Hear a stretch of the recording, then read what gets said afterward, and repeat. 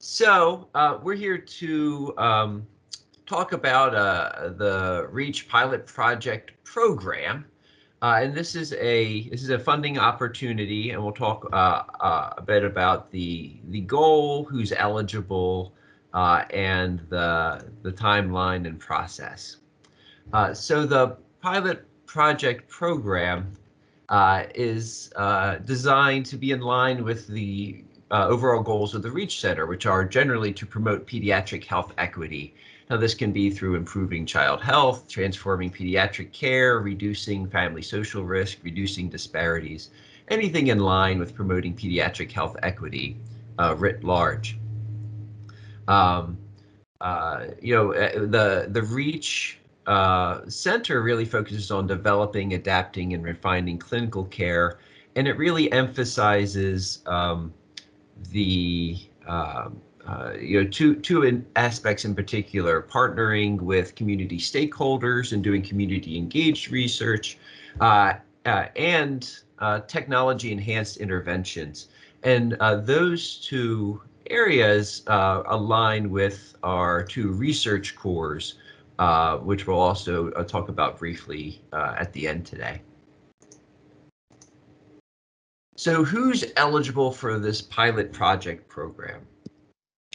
This is open to anyone with a faculty appointment or equivalent at any Delaware research institution. So, like the other IDEA state programs, it's not just the host institution, it's not just our institution. DeMoores, this is open to anyone at a Delaware research institution. Unfortunately, though, postdoctoral trainees are not eligible to lead projects. Though they may be involved with projects, they just can't be the lead. It has to be a faculty member or equivalent. This program is open to folks at any rank, although early stage and new investigator applications are prioritized.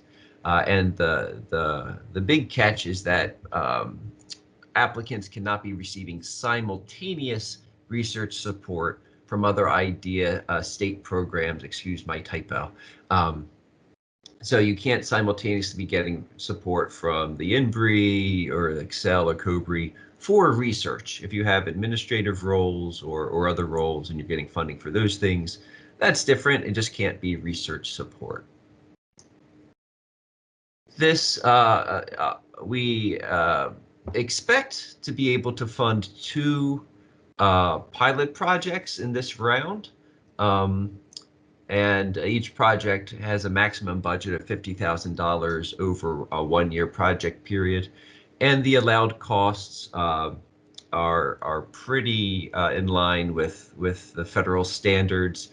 You can include effort and salary. You can include federally allowable supplies, participant incentives, travel, most of the usual things. Expectations on the award is that the awardee will work with a mentor or a mentorship team and a REACH mentor to develop an individual development plan and a mentorship plan, work with REACH Center cores, which again we'll say a bit more about, and that's the impact core and or the promise core, as might be relevant to the project.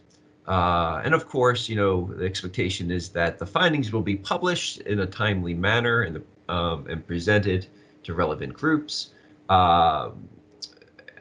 We do require that the REACH Center funding be acknowledged in all presentations and publications, and there will be progress reports during the project period and at the end as a final report to REACH. Okay, the process and timeline. Coming up August 1st, so just a couple of weeks, there is a required letter of intent.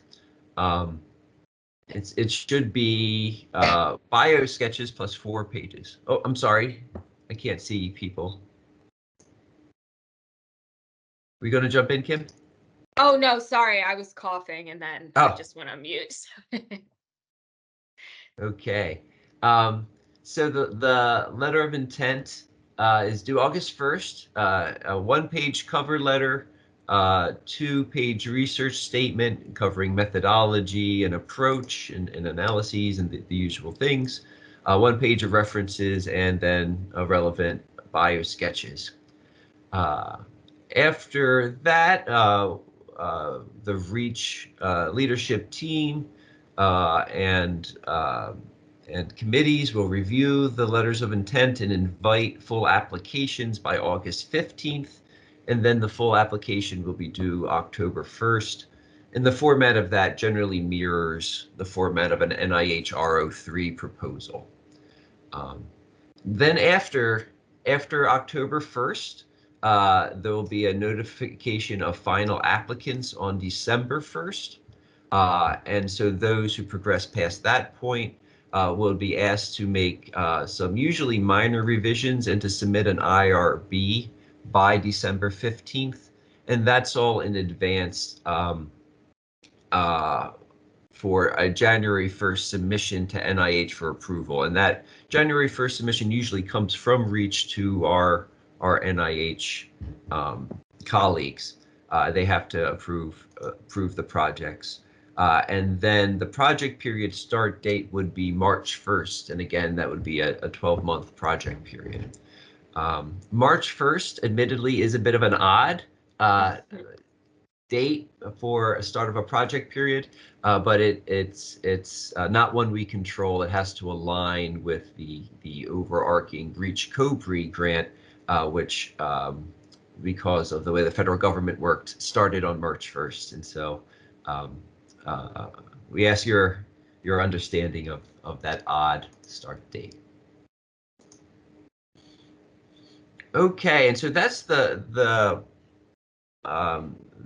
pilot project opportunity.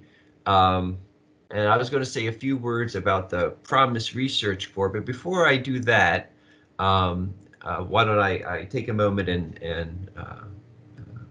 hand it over to Kim for anything I may have missed. No, that was great. Thanks for doing those slides, JJ. I don't think I have anything to add about the RFA.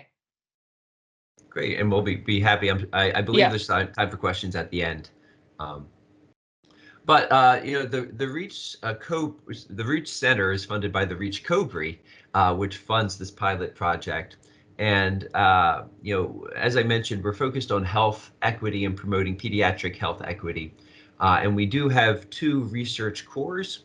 The core that I direct is called Pediatric Research Optimizing Methods in Stakeholder Engagement, or the Promise core. And really, this core is focused on providing institutional infrastructure to promote community engaged research. Now, that can mean any number of things. There's a whole spectrum, a whole continuum of community engagement. But generally speaking, we provide supports to investigators who might need training. Many of our investigators have never done community engaged research, and so the first question is, where do I start?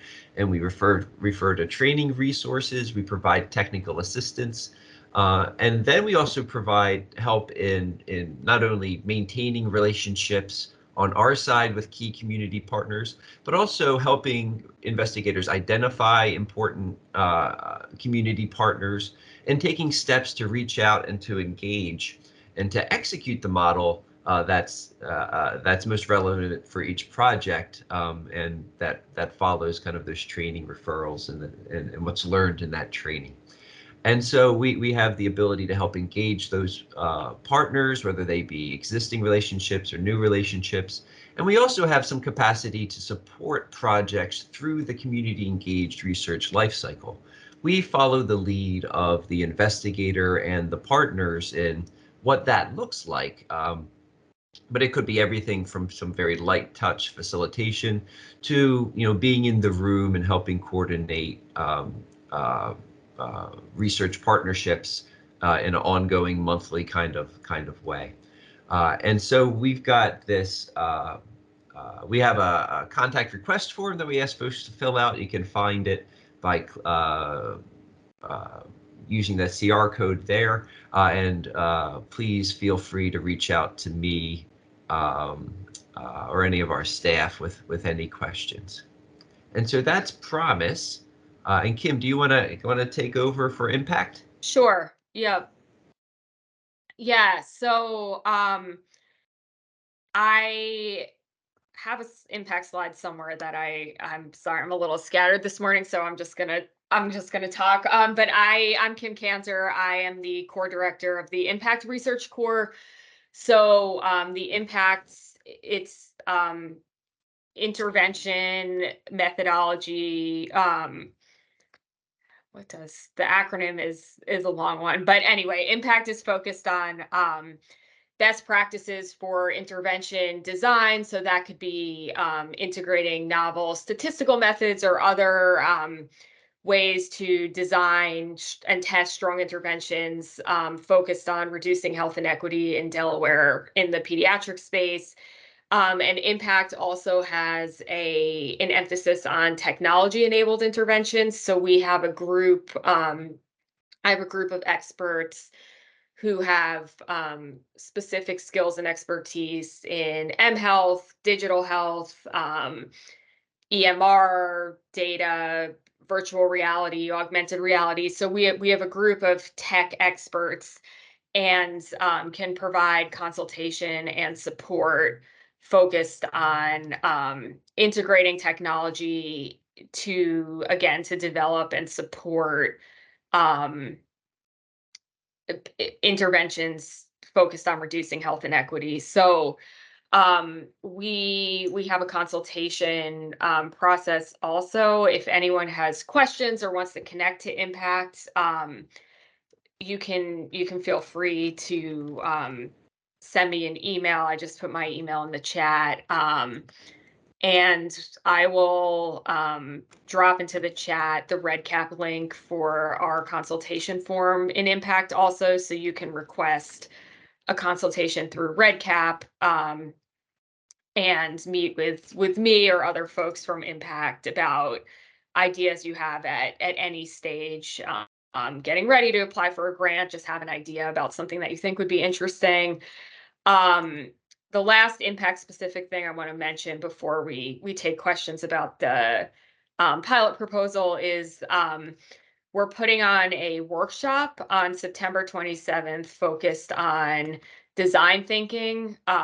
So ways to integrate um, design or in early stage intervention work, design thinking and testing. So a focus on building user-friendly interventions and then putting some of these principles into practice. So registration for that is open, and that link I did just put in the chat. So we didn't really encourage people to sign up and join us there if that sounds like something you might be interested in.